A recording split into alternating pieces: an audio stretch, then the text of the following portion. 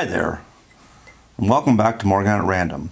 I am your host, Morgan, and today's random topic is the joys of trying to sell your stuff at pawn shops and any other business. Now, I find if I walk into a pawn shop and I have a box full of items, like collectibles, I don't get the same look from the person behind the counter because they know right away, they can tell I am not a customer that's willing to spend money in their store, and they already know that I'm actually wanting money from them, and already they're instead of the slight smile they give to all their customers, their stare immediately goes blank. Just dead. And most of the time, they're not the first one to say hi. In this case, I have to be the first one to say hi to them. So there's that. And soon as they start looking at my stuff, most of them automatically, subconsciously just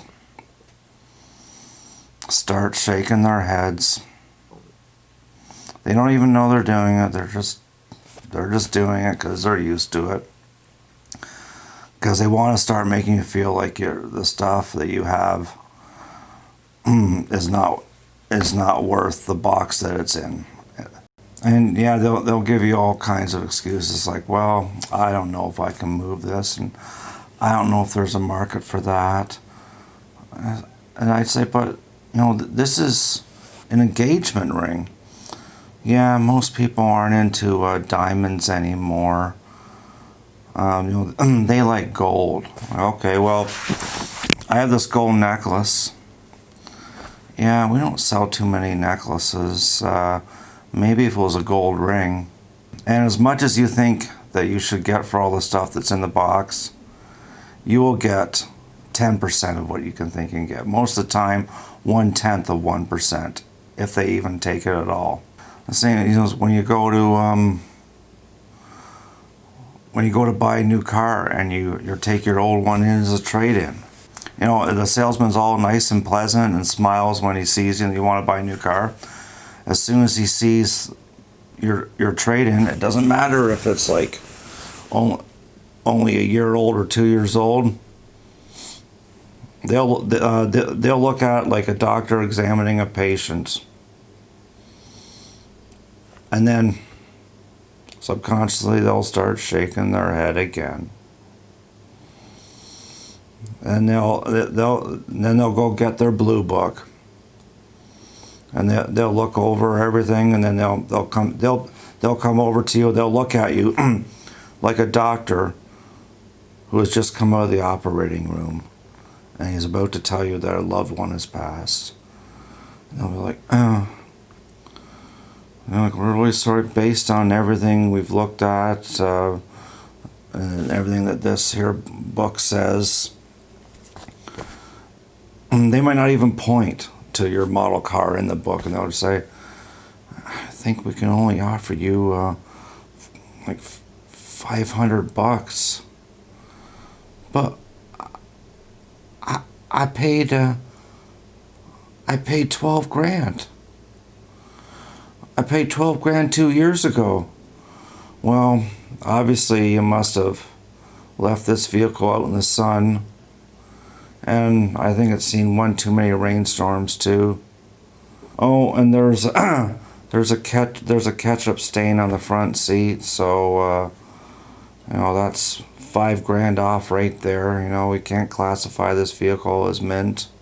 And because you're in over a barrel, and and they might be knocking some more off the asking price of the brand new car, and you don't want to be bothered to take the time to sell it privately, and you might need to move your vehicle to get the funds to even buy it, put down money for the first easy payment of this brand new vehicle. You do give them your old car as a trade-in. It's what you have to do. They know you. They got you over a barrel.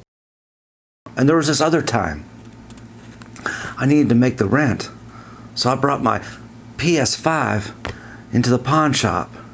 And the guy was looking it over, doing the head shake thing, of course. And they were just saying, well, I don't know how much I can offer. These are a dime a dozen, and it looks like that this is the game system has been played and such and such. And I was like, but sir, it's all still in the box. The console's still wrapped in the plastic. It still has the factory tape on it. The perforation hasn't even been cracked. And here's the warranty for it. Here's my receipt. Well, I don't know. It's a good possibility that it's been played. Well, can't you just do a little bit better than $50? Okay, well, how about $50 and 10% off any item in the store that's under $50, and it has to be on this shelf right here. Alrighty then, I'll take it. I need to make the rent and pay my phone bill. So I took that $50 and I walked out of the pawn shop to my car, shaking my head because I just felt vivisected and stupid and completely and totally demoralized. So I sat in my car for a minute or two just contemplating life. Then I saw the Vinny looking pawn shop owner guy come out of the pawn shop and get into his car, and he had my PS5 with him.